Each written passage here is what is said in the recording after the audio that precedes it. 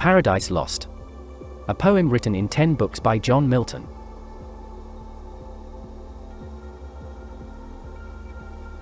Book 2. High on a throne of royal state, which far outshun the wealth of Ormus and of Ind, or where the gorgeous East with richest hand shows on her kings barbaric pearl and gold, Satan exalted sat, by merit raised to that bad eminence, and from despair, thus high uplifted beyond hope, aspires beyond thus high, insatiate to pursue vain war with heaven, and by success untaught his proud imaginations thus displaid powers and dominions, deities of heaven. For since no deep within her gulf can hold immortal vigor, though oppressed and fallen, I give not heaven for lost. From this descent, celestial virtues rising, will appear more glorious and more dread than from no fall, and trust themselves to fear no second fate. Me though just right, and the fixed laws of heaven, did first create your leader, next, free choice.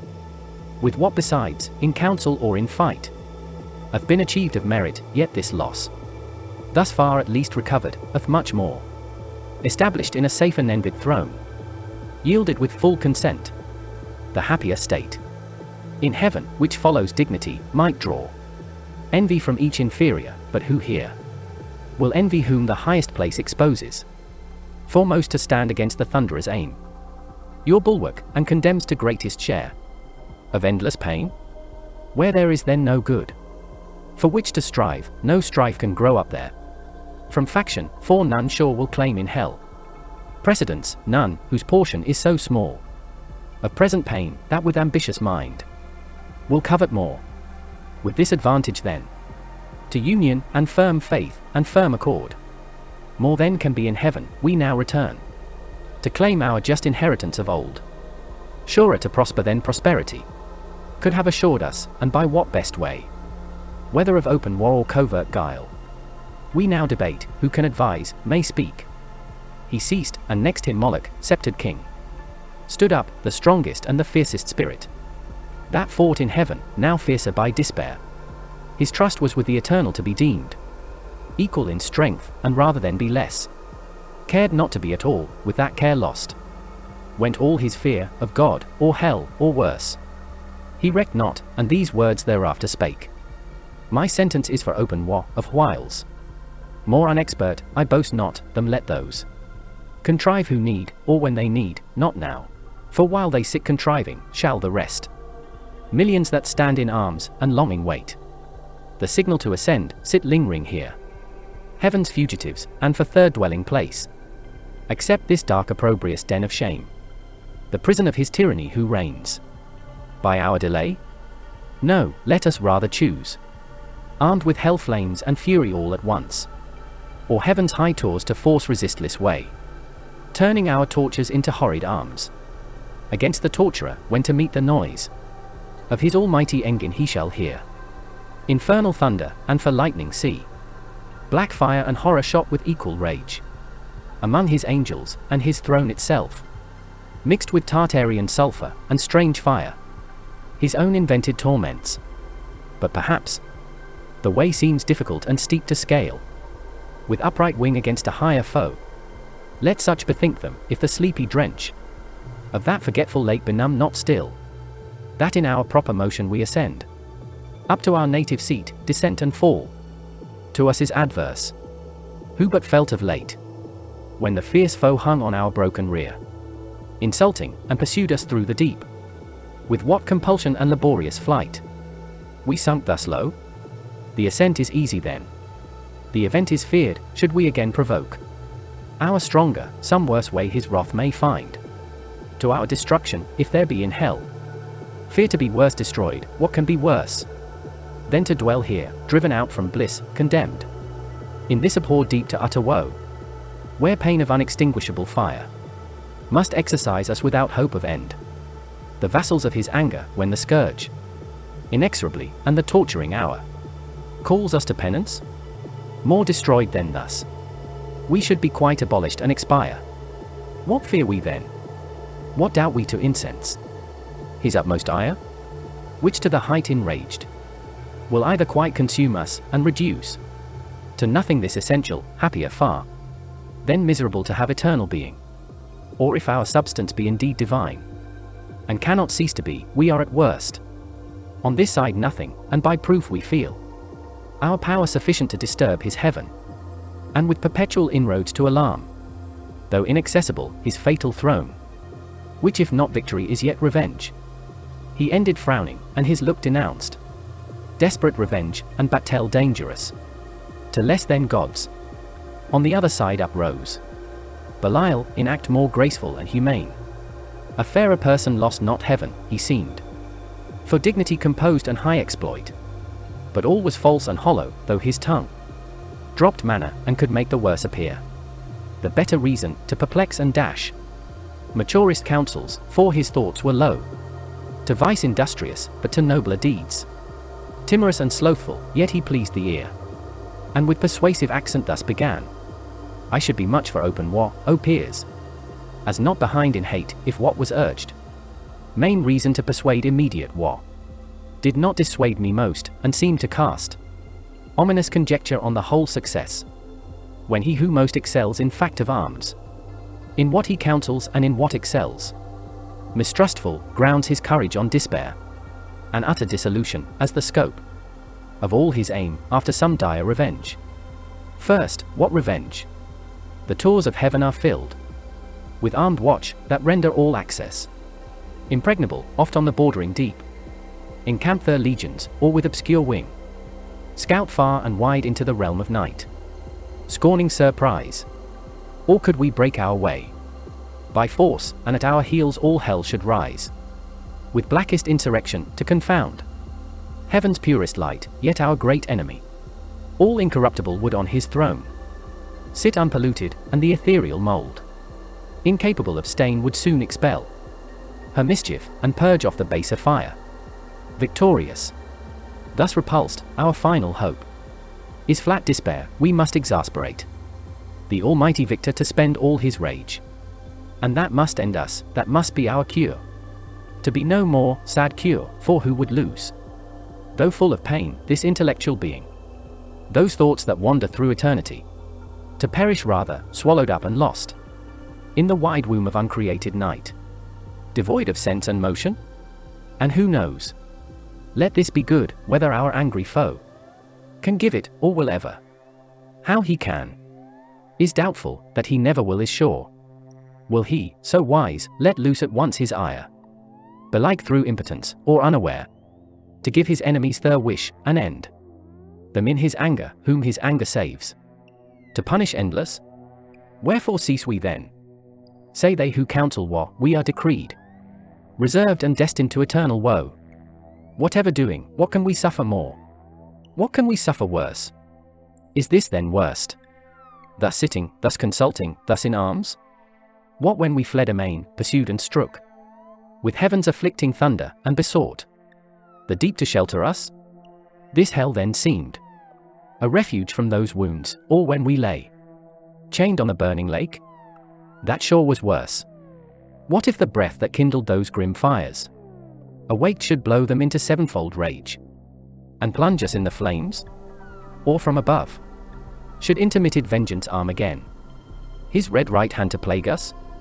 What if all her stores were opened, and this firmament of hell should spout her cataracts of fire, impendent horrors, threatening hideous fall one day upon our heads, while we perhaps designing or exhorting glorious war, caught in a fiery tempest shall be hurled, each on his rock transfixed, the sport and prey of racking whirlwinds, or forever sunk under yon boiling ocean, wrapped in chains, there to converse with everlasting groans, unrespited, unpitied, unreprieved, ages of hopeless end. This would be worse. War therefore, open or concealed, alike my voice dissuades, for what can force or guile with him, or who deceive his mind, whose eye views all things at one view? He from heaven's height all these our motions vain sees and derides, not more almighty to resist our might, then wise to frustrate all our plots and wiles. Shall we then live thus vile, the race of heaven, thus trampled, thus expelled to suffer here chains and these torments? Better these than worse. by my advice, since fate inevitable subdues us, an omnipotent decree. The victor's will to suffer, as to do. Our strength is equal, nor the law unjust. That so ordains, this was at first resolved. If we were wise, against so great a foe contending, and so doubtful what might fall. I laugh, when those who at the spear are bold, and venturous, if that fail them, shrink and fear. What yet they know must follow, to endure exile, or ignominy, or bonds, or pain. The sentence of their conqueror, this is now our doom, which if we can sustain and bear, our supreme foe in time may much remit his anger, and perhaps thus far removed, not mind us not offending, satisfied with what is punished, whence these raging fires will slacken, if his breath stir not their flames. Our purer essence then will overcome their noxious vapor, or inured not feel, or changed at length, and to the place conformed, in temper and in nature, will receive familiar the fierce heat, and void of pain. This horror will grow mild, this darkness light. Besides what hope the never-ending flight of future days may bring, what chance, what change worth waiting, since our present lot appears for happy though but ill, for ill not worst, if we procure not to ourselves more woe.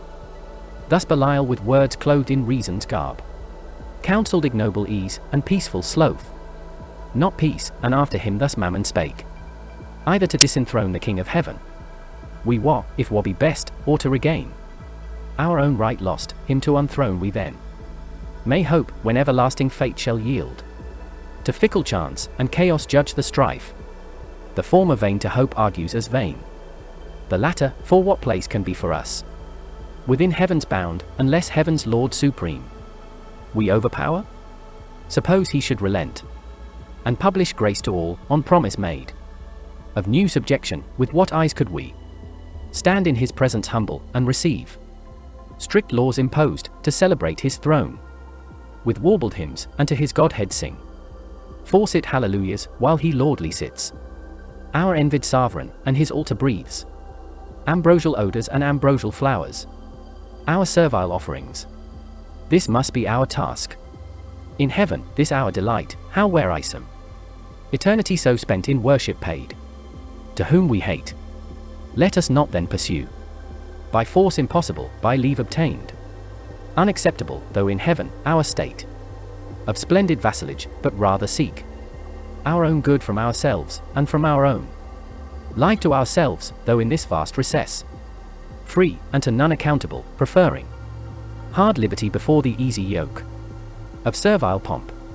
Our greatness will appear then most conspicuous, when great things of small, useful of hurtful, prosperous of adverse, we can create, and in what place soe'er thrive under evil, and work ease out of pain through labor and endurance.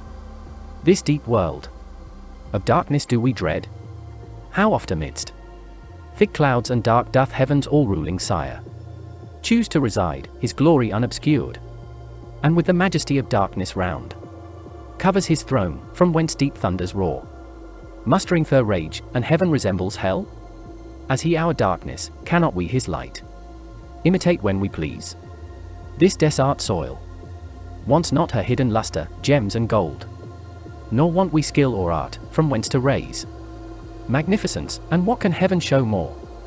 Our torments also may in length of time become our elements, these piercing fires, as soft as now severe, our temper changed into their temper, which must needs remove the sensible of pain. All things invite to peaceful counsels, and the settled state of order, how in safety best we may compose our present evils, with regard of what we are and where, dismissing quite all thoughts of war. Ye have what I advise. He scarce had finished, when such murmur filled the assembly, as when hollow rocks retain the sound of blustering winds, which all night long had roused the sea, now with hoarse cadence lull seafaring men, or watched, whose bark by chance or pinnace anchors in a craggy bay. After the tempest, such applause was heard as Mammon ended, and his sentence pleased, advising peace, for such another field they dreaded worse than hell, so much the fear of thunder and the sword of Michael wrought still within them, and no less desire to found this nether empire, which might rise by policy and long process of time, in emulation opposite to heaven, which when Beelzebub perceived, then whom Satan except, none higher sat, with grave aspect he rose, and in his rising seemed a pillar of state, deep on his front engraven. Deliberation sat and public care, and princely counsel in his face yet shone. Made stick though in ruin, sage he stood, with Atlantean shoulders fit to bear the weight of mightiest monarchies. His look drew audience and attention still as night, or summer's noontide air, while thus he spake. Thrones and imperial powers, offspring of heaven, ethereal virtues, all these titles now must we renounce, and changing style be called princes of hell?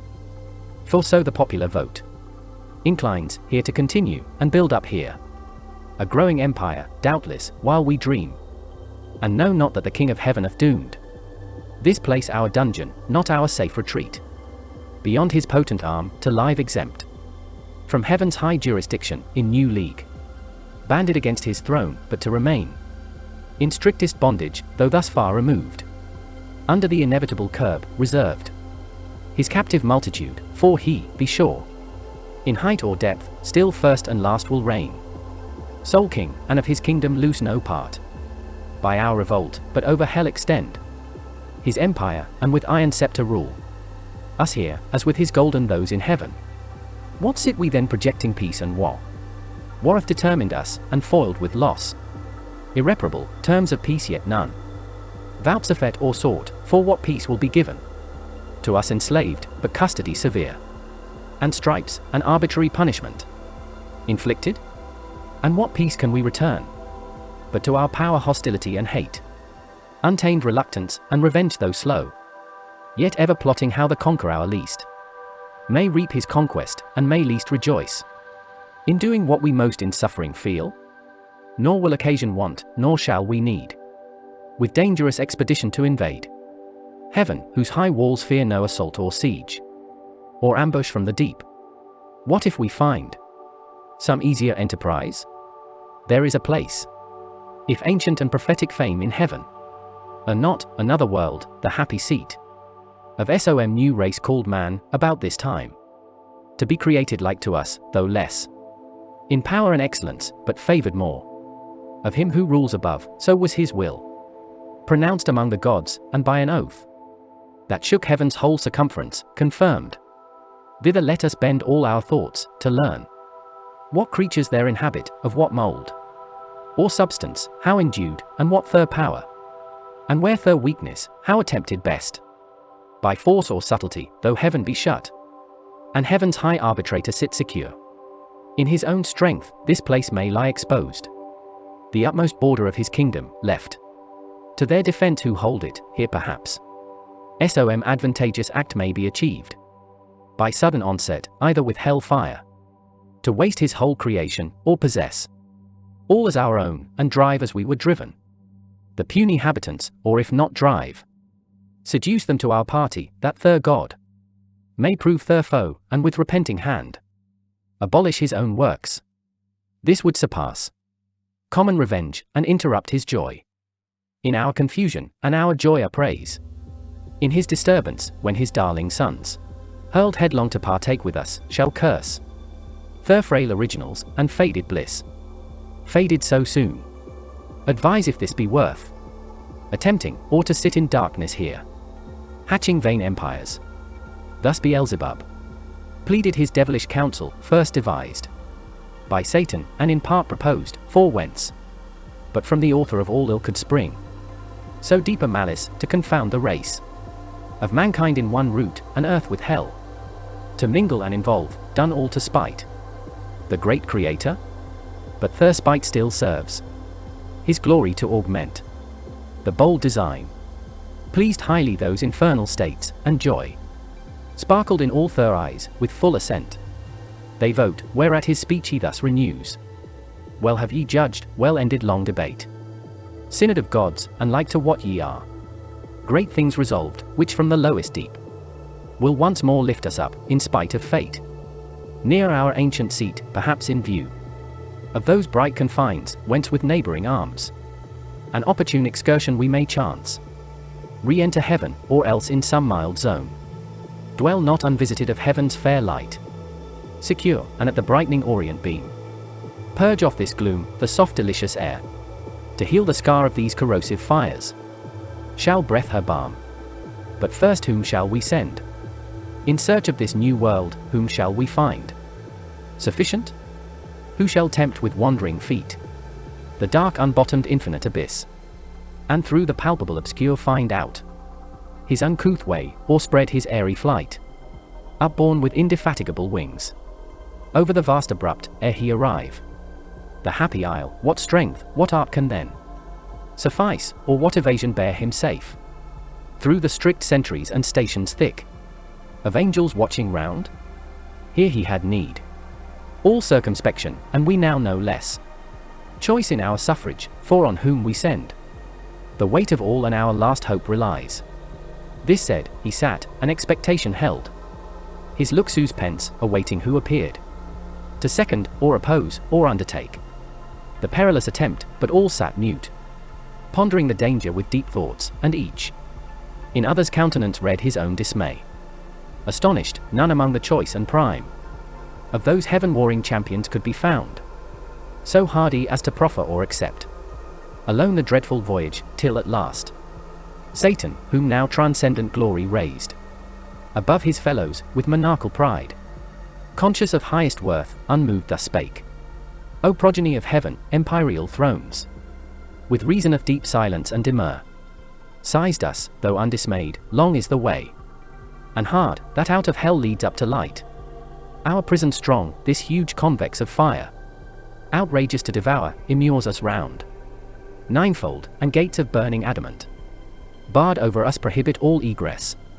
These past, if any pass, the void profound of unessential night receives him next, wide gaping, and with utter loss of being, threatens him, plunged in that abortive gulf. If thence he scape into whatever world or unknown region, what remains him less then unknown dangers and as hard escape?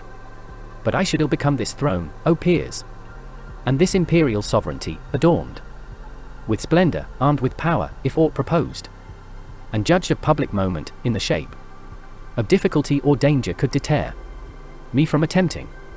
Wherefore do I assume these royalties, and not refuse to reign, refusing to accept as great a share of hazard as of honor, due alike to him who reigns, and so much to him due of hazard more, as he above the rest high honored sits.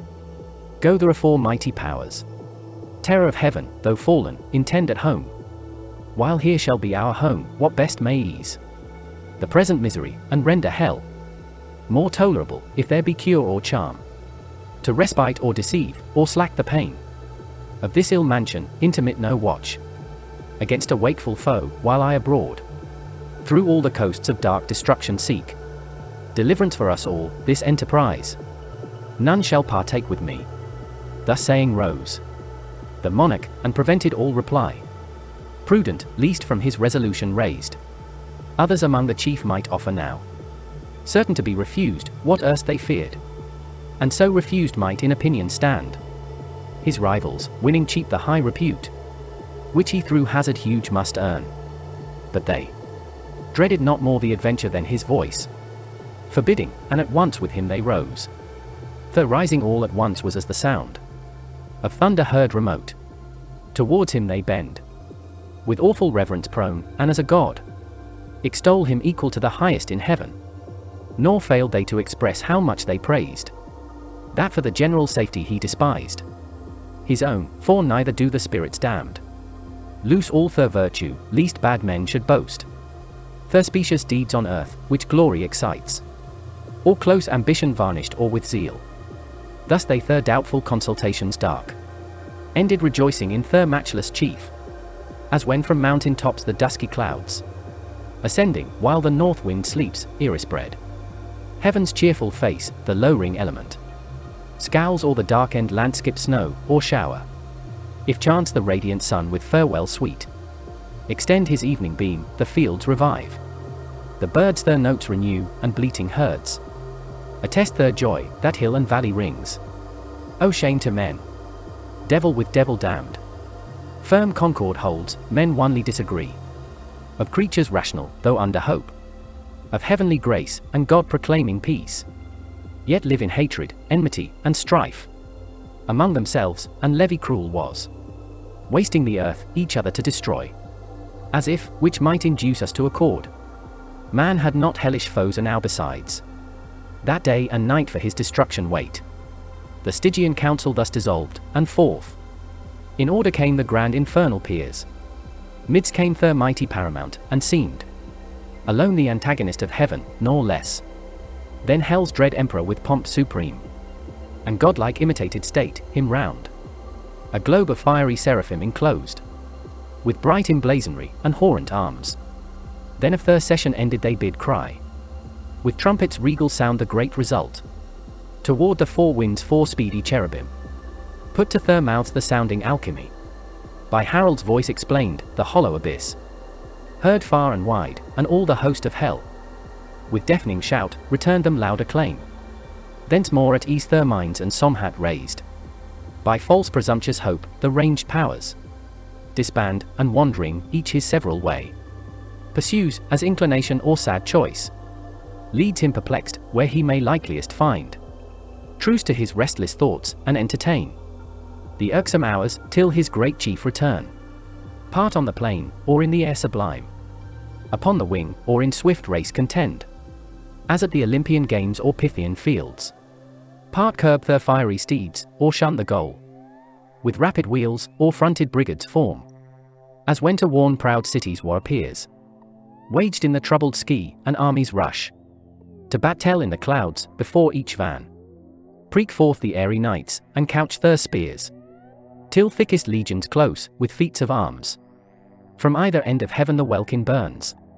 Others with vast Typhoean rage more fell. Rend up both rocks and hills, and ride the air. In whirlwind, hell scarce holds the wild uproar. As when Alcides from Oelia crowned. With conquest, felt the envenomed robe, and tore. Through pain up by the roots the Salian pines. And Lycas from the top of Oeta threw. Into the Euboic sea. Others more mild. Retreated in a silent valley, sing. With notes angelical to many a harp. Their own heroic deeds and hapless fall. By doom of battle, and complain that fate. Free virtue should enthrall to force or chance. Their song was partial, but the harmony. What could it less when spirits immortal sing? Suspended hell, and took with ravishment the thronging audience. In discourse more sweet. For eloquence the soul, song charms the sense. Others apart sat on a hill retired. In thoughts more elevate, and reasoned high. Of providence, foreknowledge, will, and fate. Fixed fate, free will, foreknowledge absolute. And found no end, in wandering mazes lost. Of good and evil much they argued then. Of happiness and final misery. Passion and apathy, and glory and shame. Vain wisdom all, and false philosophy. Yet with a pleasing sorcery could charm. Pain for a while or anguish, and excite. Fallacious hope, or arm the abjured breast. With stubborn patience as with triple steel. Another part in squadrons and gross bands. On bold adventure to discover wide.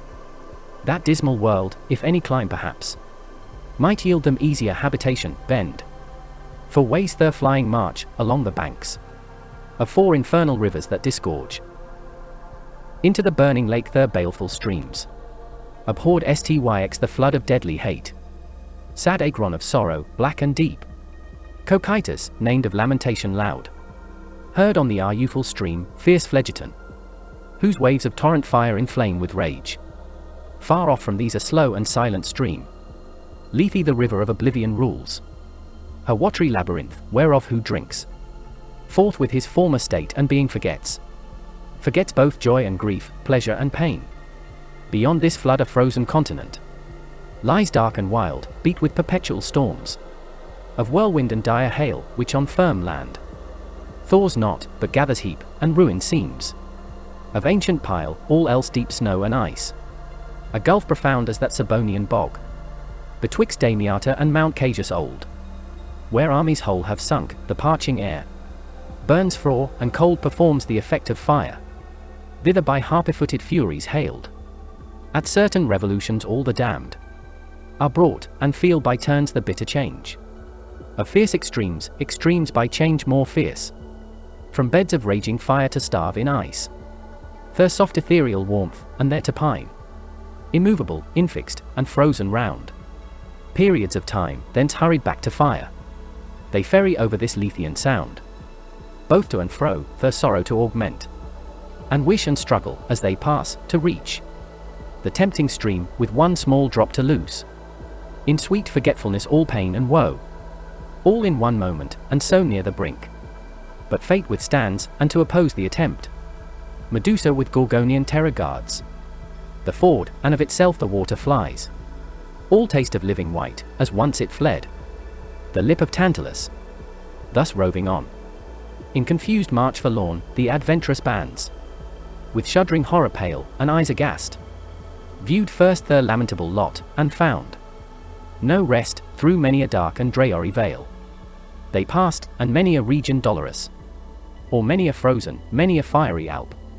Rocks, caves, lakes, fens, bogs, dens, and shades of death. A universe of death, which God by curse created evil, for evil only good. Where all life dies, death lives, and nature breeds. Perverse, all monstrous, all prodigious things. Abominable, unutterable, and worse than fables yet have feigned, or fear conceived. Gorgons and hydries, and chimeres dire. Meanwhile the adversary of God and man, Satan with thoughts inflamed of highest design, puts on swift wings, and toward the gates of hell explores his solitary flight, som times. He scours the right-hand coast, som times the left. Now shaves with level wing the deep, then soares up to the fiery concave touring high. As when far off at sea a fleet descried hangs in the clouds, by equinoctial winds, close sailing from Bengala, or the Ills of Ternate and Tidor, whence merchants bring their spicy drugs, they on the trading flood, through the wide Ethiopian to the Cape, ply stemming nightly toward the pole. So seemed far off the flying fiend, at last appear, hell bounds high reaching to the horrid roof. And thrice threefold the gates, three folds were brass, 3 iron, 3 of adamantine rock, impenetrable, impaled with circling fire, yet unconsumed. Before the gates there sat, on either side a formidable shape. The one seemed woman to the waist, and fair, but ended foul in many a scaly fouled. Voluminous and vast, a serpent armed with mortal sting, about her middle round. A cry of hell-hounds never ceasing barked, with wide Siberian mouths full loud, and rung a hideous peal, yet, when they list, would creep, if aught disturbed their noise, into her womb, and kennel there, yet there still barked and howled, within unseen, far less abhorred than these. Vexed Scylla bathing in the sea that parts Calabria from the hoarse Trinacrian shore, nor uglier follow the night hag, when called. In secret, riding through the air she comes, lured with the smell of infant blood, to dance with Lapland witches, while the labouring moon eclipses at their charms the other shape, if shape it might be called that shape had none, distinguishable in member, joint, or limb, or substance might be called that shadow seemed, for each seemed either, black it stood as night, fierce as 10 furies, terrible as hell, and shook a dreadful dart, what seemed his head the likeness of a kingly crown had on. Satan was now at hand, and from his seat the monster moving onward came as fast. With horrid strides, hell trembled as he strode. The undaunted fiend what this might be admired. Admired, not feared, God and his Son except. Created thing naught valued he nor shunned. And with disdainful look thus first began. Whence and what art thou, execrable shape, that darest, though grim and terrible, advance thy miscreated front athwart my way? To yonder gates? Through them I mean to pass. That be assured, without leave asked of thee. Retire, or taste thy folly, and learn by proof. Hellborn, not to contend with spirits of heaven. To whom the goblin full of wrath replied, Art thou that traitor angel, art thou he who first broke peace in heaven and faith, till then, unbroken, and in proud rebellious arms, drew after him the third part of heaven's sons, conjured against the highest, for which both thou and they outcast from God, are here condemned, to waste eternal days in woe and pain? And reckonest thou thyself with spirits of heaven? Hell doomed, and breathest defiance here and scorn, where I reign king, and to enrage thee more. Thy king and lord? Back to thy punishment, false fugitive, and to thy speed add wings, lest with a whip of scorpions I pursue thy lingering, or with one stroke of this dart. Strange horror seized thee, and pangs unfelt before. So spake the grisly terror, and in shape, so speaking and so threatening, grew tenfold more dreadful and deform, on the other side. Insensate with indignation Satan stood, unterrified, and like a comet burned, that fires the length of Arpheus huge, in the Arctic sky, and from his horrid hair shakes pestilence and woe. Each at the head levelled his deadly aim, fat all hands, no second stroke intend, and such a frown each cast at the other, as when two black clouds, with heaven's artillery fraught, come rattling on over the Caspian, then stand front to front, hovering a space, till winds the signal blow, to join their dark encounter in mid-air. So frowned the mighty combatants, that hell grew darker at their frown, so matched they stood. For never but once more was either like to meet so great a foe, and now great deeds had been achieved, whereof all hell had rung. Had not the snaky sorceress that sat fast by hell gate, and kept the fatal key, risen, and with hideous outcry rushed between. O Father, what intends thy hand, she cried, against thy only son? What fury, O Son, possesses thee to bend that mortal dart against thy father's head? And knowest for whom? For him who sits above and laughs the while at the ordained his drudge to execute. Whate'er his wrath, which he calls justice, bids, his wrath which one day will destroy ye both. She spake, and at her words the hellish pest forbore, then these to her Satan returned. So strange thy outcry, and thy words so strange, thou interposest, that my sudden hand prevented spares to tell thee yet by deeds what it intends, till first I know of thee, what thing thou art, thus double formed, and why in this infernal vale first met thou Caiaist me father, and that phantasm Caiaist my son? I know thee not, nor ever saw till now sight more detestable than him and thee. Te whom thus the portress of hell gate replied, hast thou forgot me then, and do I seem now in thine eye so foul, once deemed so fair in heaven, when at the assembly, and in sight of all the seraphim with thee combined, in bold conspiracy against heaven's king, all on a sudden miserable pain surprised thee, dim thine eyes, and dizzy swum in darkness, while thy head flames thick and fast threw forth, till on the left side opening wide, likest to thee in shape and countenance bright, then shining heavenly fair, a goddess armed, out of thy head I sprung, amazement sized.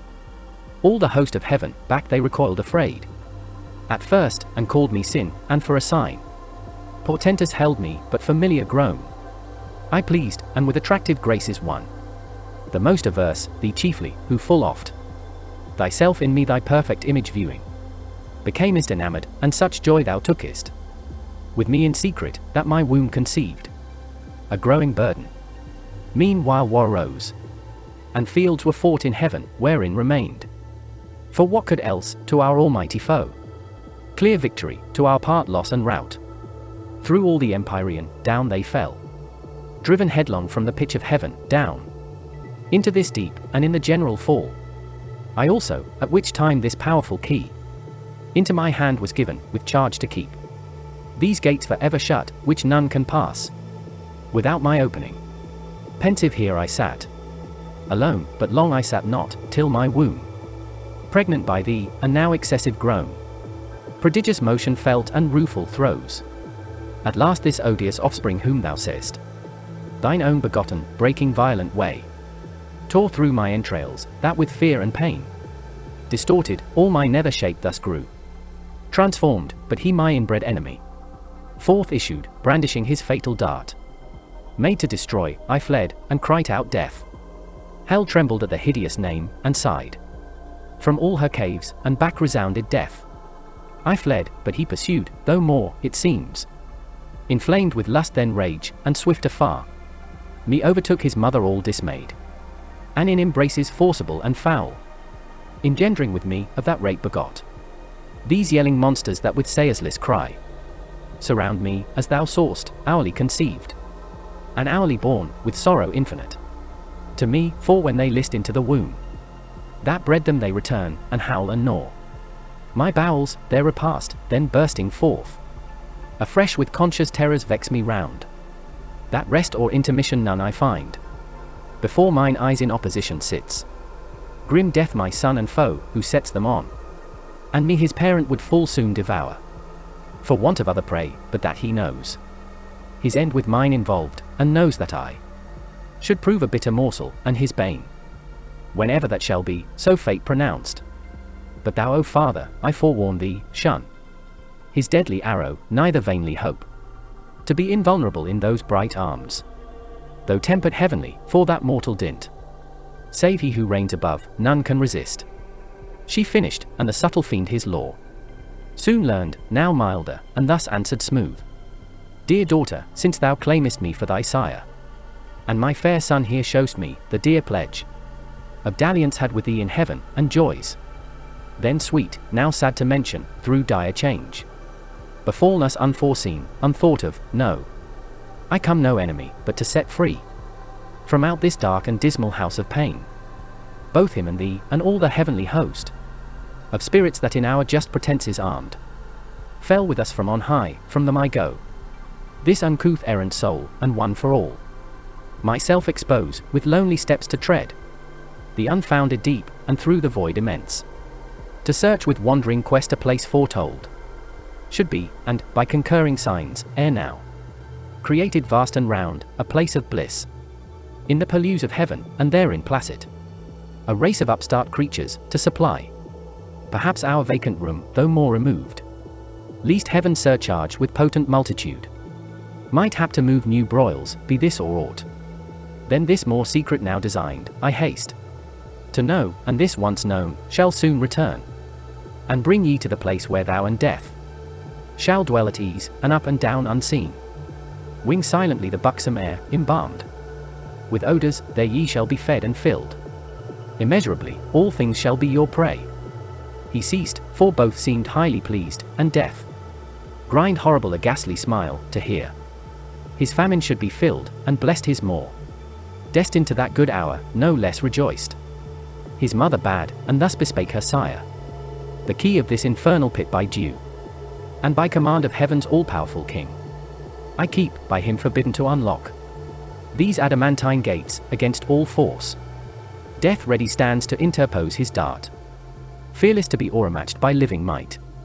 But what owe I to his commands above, who hates me, and hath hither thrust me down into this gloom of Tartarus profound, to sit in hateful office here confined, inhabitant of heaven, and heavenly born, here in perpetual agony and pain, with terrors and with clamours compassed round, of mine own brood, that on my bowels feed.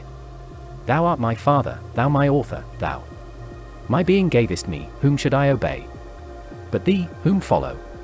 Thou wilt bring me soon to that new world of light and bliss, among the gods who live at ease, where I shall reign at thy right hand voluptuous, as beseems thy daughter and thy darling, without end. Thus saying, from her side the fatal key, sad instrument of all our woe, she took, and towards the gate ruling her bestial train, forth with the huge portcullis high up drew, which but herself not all the Stygian powers could once have moved, then in the keyhole turns the intricate wards, and every bolt and bar of massy iron or solid rock with ease unfastens, on a sudden open fly, with impetuous recoil and jarring sound, the infernal doors, and on their hinges great harsh thunder, that the lowest bottom shook of Erebus, she opened, but to shut excelled her power. The gates wide open stood, that with extended wings a bannered host, under spread ensigns marching, might pass through, with horse and chariots ranked in loose array. So wide they stood, and like a furnace mouth cast forth redounding smoke and ruddy flame. Before their eyes in sudden view appear the secrets of the hoary deep, a dark, illimitable ocean without bound, without dimension, where length, breadth, and height, and time and place are lost, where eldest night and chaos, ancestors of nature, hold eternal anarchy amidst the noise of endless was and by confusion stand. For hot, cold, moist, and dry, 4 champions fierce strive here for mastery, and to battle bring their embryon atoms, they around the flag of each his faction, in their several clans. Light-armed or heavy, sharp, smooth, swift or slow, swarm populous, unnumbered as the sands of Barca or Cyrene's torrid soil, levied to side with warring winds, and poise their lighter wings. To whom these most adhere, he rules a moment, chaos umpire sits, and by decision more embroils the fray, by which he reigns, next him high arbiter. Chance governs all. Into this wild abyss, the womb of nature and perhaps her grave, of neither sea, nor shore, nor air, nor fire, but all these in their pregnant causes mixed confusedly, and which thus must ever fight, unless the Almighty Maker them ordain his dark materials to create more worlds. Into this wild abyss the wary fiend stood on the brink of hell and looked a while, pondering his voyage, for no narrow frith he had to cross, nor was his ear less peeled with noises loud and ruinous, to compare great things with small, then when Bellona storms, with all her battering engines bent to raise some capital city, or less than if this frame of heaven were falling, and these elements in mutiny had from her axle torn the steadfast earth. At last his sail broad vans he spreads for flight, and in the surging smoke uplifted spurns the ground, thence many a league, as in a cloudy chair ascending rides, audacious, but that seat soon failing, meets a vast vacuity, all unawares.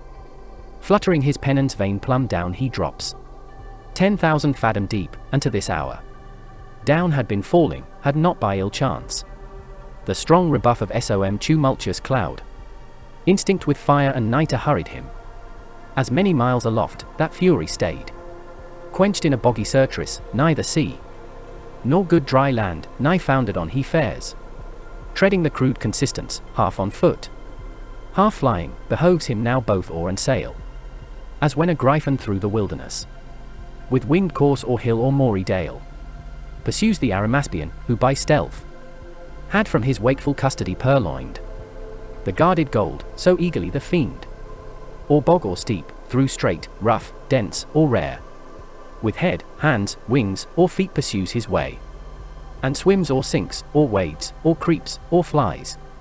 At length a universal hubbub wild, of stunning sounds and voices all confused, borne through the hollow dark assaults his ear.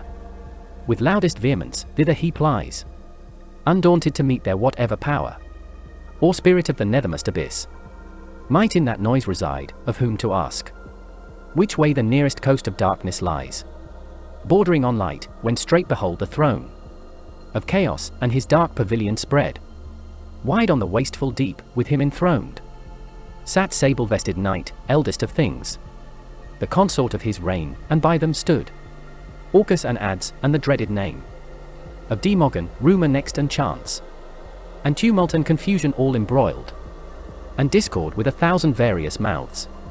Te whom Satan turning boldly, thus: Ye powers and spirits of this nethermost abyss, chaos and ancient night, I come no spy, with purpose to explore or to disturb the secrets of your realm, but by constraint, wandering this darksome desart, as my way lies through your spacious empire up to light. Alone, and without guide, half lost, I seek what readiest path leads where your gloomy bounds confine with heaven, or if some other place from your dominion one, the ethereal king, possesses lately, thither to arrive. I travel this profound, direct my course. Directed, no mean recompense it brings to your behoof, if I that region lost, all usurpation thence expelled, reduce to her original darkness and your sway, which is my present journey, and once more erect the standard there of ancient night. Yours be the advantage all, mine the revenge. Thus Satan, and him thus the anarch old, with faltering speech and visage incomposed, answered: I know thee, stranger, who thou art, that mighty leading angel, who of late made head against heaven's king, though overthrown. I saw and heard, for such a numerous host fled not in silence through the frighted deep, with ruin upon ruin, rout on rout, Confusion worse confounded, and heaven gates poured out by millions her victorious bands. Pursuing, I upon my frontiers here keep residence, if all I can will serve that little which is left so to defend. Encroached on still through our intestine broils, weakening the scepter of old night, first hell. Your dungeon stretching far and wide beneath. Now lately heaven and earth, another world, hung o'er my realm, linked in a golden chain. To that side heaven from whence your legions fell. If that way be your walk, you have not far. So much the nearer danger, go and speed. Havoc and spoil and ruin are my gain. He ceased, and Satan stayed not to reply, but glad that now his sea should find a shore, with fresh alacrity and force renewed, springs upward like a pyramid of fire, into the wild expanse, and through the shock of fighting elements, on all sides round, environed wins his way, harder beset, and more endangered, than when Argo passed through Bosporus betwixt the justling rocks, or when Ulysses on the larboard shunned Charybdis, and by the other whirlpool steered.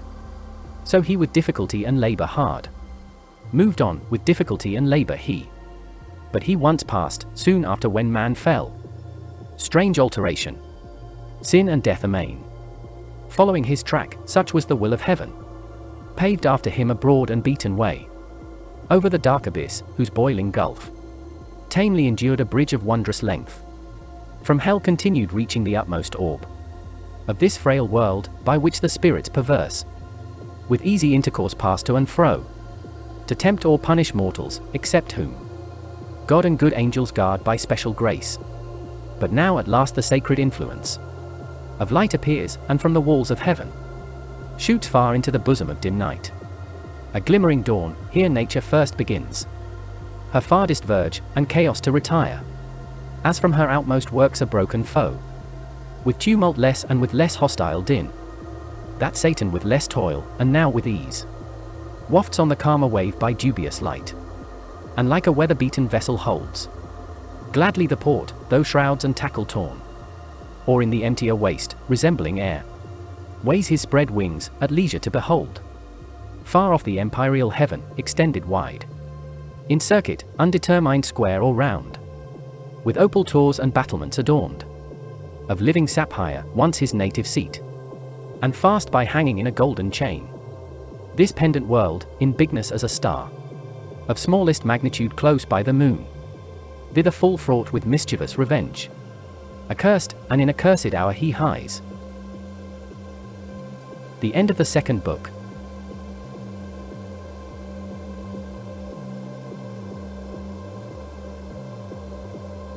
Thank you for watching. We will see you next time.